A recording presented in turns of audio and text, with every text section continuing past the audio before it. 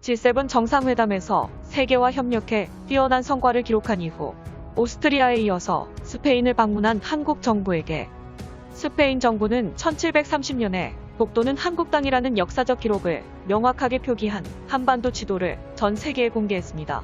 스페인 관장은 독도가 명확하게 표기된 한반도 지도를 보여주며 이렇게 발언했습니다. 이것은 1730년대 한반도의 지도인데 현대시대 한국인들에게 가장 와닿는 지도일 것 같습니다. 이에 대해 한국 정부는 독도를 한국의 영토로 정확히 표시하고 있다며 독도가 한국의 영토임을 보여주는 아주 소중한 자료를 보여주셔서 감사하다고 언급했습니다. 최근 도쿄올림픽 지도에서 일본 정부와 자위대가 말도 안 되는 억지 논리로 한국의 고유 영토인 독도의 주권을 주장한 지 불과 일주일 만에 스페인 정부 측에서 일본 정부의 발언을 완전히 묵살해버리고 한국의 독도에 대한 영토 주권을 당당히 인정한 것은 굉장히 이례적인 일입니다. 국제외교 관계에서 어느 한쪽의 국가를 압도적으로 지지하는 행동은 반대편 국가의 반발을 사는 행동이지만 일본 측의 통보 없는 스페인 지부 자동차 공장 철수에 이어서 일본산이라는 브랜드 악화로 인해 기업들의 적자 문제로 일본 기업들의 스페인 철수가 가속화되어 가니 스페인 측에서도 유럽에서 영향력이 사라지는 일본의 입장을 고려해줄 필요가 없다고 파악한 것이죠. 2021년 현재 스페인이 한국의 동반자가 되어 군사협력을 맺어도 능력 없는 일본은 할 수 있는 게 아무것도 없어졌습니다. 오히려 이번 사건을 다르게 본다면 강대국 한국의 국력이 일본을 밟아서고 우뚝 솟을 정도로 얼마나 강대하게 성장했는지에 대한 아주 좋은 예시 중 하나가 되었습니다. 이어서 미래 성장 잠재력이 거대한 양국의 관계 발전을 위해 군사동맹 관계를 강화하기로 합의했습니다. 대한민국과 스페인이 자유민주주의와 인권, 법치라는 기본 가치를 기반으로 국제적 위상과 2030년 미래를 향한 외교적 군사적 관점을 특히 강조했습니다. 이번 스페인과의 동맹을 통해 군사무기 빅딜의 가능성도 굉장히 높아졌는데요. 지금 스페인군이 가장 주목하고 있는 한국산 무기는 바로 K2 흑표전차를 개량한 K2A1 흑표전차입니다. 업그레이드된 K2A1 흑표전차에 55구 경장 120mm 활강포는 1분당 최대 12발 이상을 장전할 수 있게 업그레이드 되었으며 3.5세대 전차장갑 기준 900mm를 뚫어버리는 차세대 날개 안정 분리 철갑탄을 개발해 발사한다면 K2A1 전차는 전 세계에 존재하는 모든 전차를 관통할 정도의 성능을 비로소 갖추게 됩니다. 한국군은 이 정도 성능에 만족하지 않고 여기서 한 걸음 더 발전해 4세대 미래형 전차에 탑재되는 센서 반응 형식의 한국형 대전차 미사일 포탄을 추가적으로 개발하고 있습니다.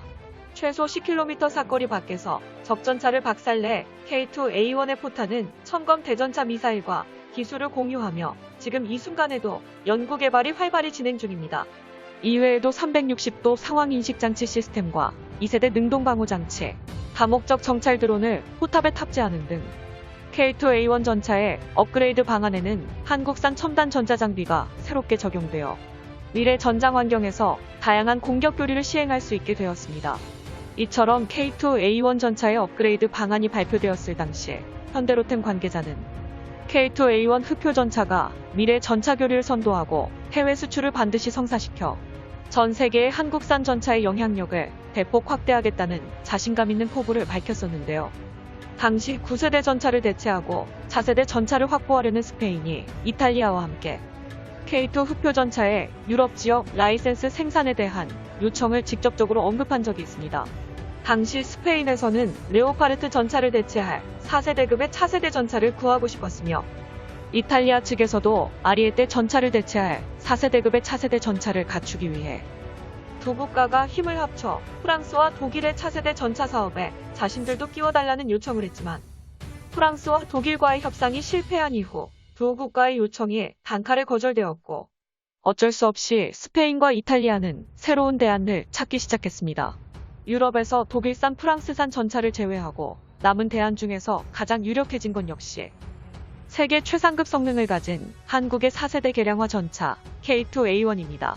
폴란드는 물론 슬로바키아와 헝가리까지 동유럽 지역에서 K2A1 전차 도입 사업을 추진 중이며 2021년 6월 이번 한국과 회담을 통해 스페인 정부 측에서도 긴밀한 군사협력 관계를 갖춰 한국산 무기인 K2A1 전차를 구입하기 위해 군사무기 빅딜을 추진할 가능성도 굉장히 높아지고 있죠.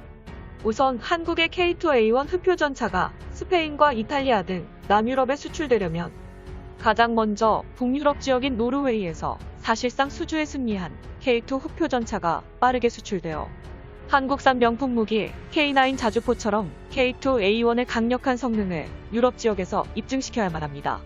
K2A1 흡표전차는 미국과 독일 등 기관무기 강국들의 경쟁을 뚫고 노르웨이 수주에서 승리할 능력을 충분히 가지고 있으며 노르웨이 수주를 성사시키는 순간 스페인이 대체하려고 하는 레오파르트 전차 100대와 함께 머지않은 미래에 추진돼 이탈리아의 차세대 전차 사업에서 K2A1 흡표전차가 승리할 확률도 덩달아 상승하게 되는 것입니다. 한국과 스페인의 동반자 협정은 외교적 관계뿐만 아니라 군사무기까지 직접 공유할 수 있게 되는 전략적 동반자 관계로 격상되어 한국산 무기의 해외 수출에 관해서도 굉장히 많은 영향을 주고 있다는 게 확인되었습니다.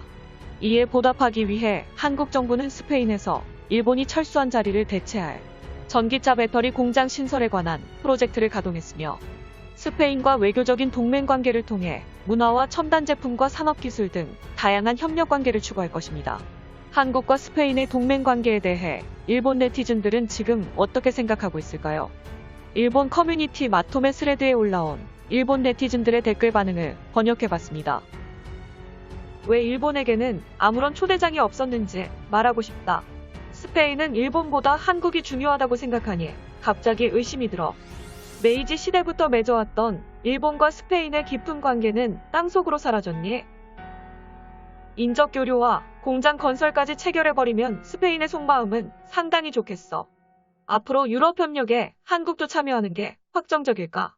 모기장 안에 들어가 있는 일본은 빨리 나와 다 같이 함께하자.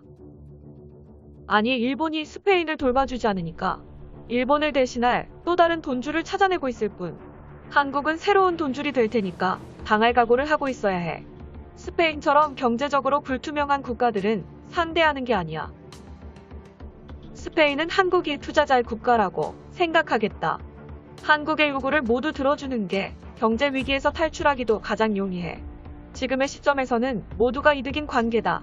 스페인의 상황을 이해는 하겠지만 일본의 입장도 조금은 봐주면서 활동해줘. 2002년에 있었던 이란 월드컵을 절대로 잊지 마라. 월드컵에서 스페인의 두 골을 취소시킨 원인이 한국인의 매수 때문이잖아. 1000년 동안 절대로 원한을 잊지 말고 복수해라. 한국은 유럽을 방문해 각지에서 성과내고 멋지게 해냈다. 러시아를 대신할 명실상부 G8 가입국이구나. 일본은 한국에게 잡혀서 더 이상 보이지 않는 거야. 스페인과 한국 두 녀석 다 전혀 매력적이지 않고 경제 문제로 인해 일본에서는 돈 없이 여행하기 좋은 저렴한 국가로 알고 있지. 이런 국가와 협력이라니 외교 성과라고 인식되지도 않습니다만 둘이서 뭐라든지 전혀 상관 안 하겠어. 한국과 스페인의 군사동맹, 동반자 관계로 세계에서 함께하게 되자 일본은 말 그대로 난리난 상황이군요. 이대로 한국의 국력이 더욱 높아져서 일본의 외교력을 완전히 박살내고 전 세계를 주도하는 강대한 대한민국이 되었으면 좋겠습니다. 영상의 정보가 유익하셨다면 채널명 대고구려제국 구독과 알림 설정 진심으로 감사드립니다.